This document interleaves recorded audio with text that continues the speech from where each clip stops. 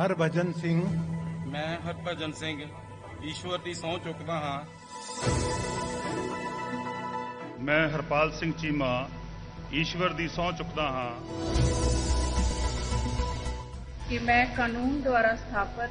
अस्सलामु अलैकुम सामीन। 15 शाबानुल मुअज़्ज़म है, 19 मार्च है। ये जो वीडियो आपने देखी है ये रियासत पंजाब के वज़रा की है जो इस वक्त वहाँ हलफ ले रहे हैं। इत्तला में बताया गया है कि 10 वज़ीर आज हलफ लेंगे और 4 की जगह अभी छोड़ी गई है।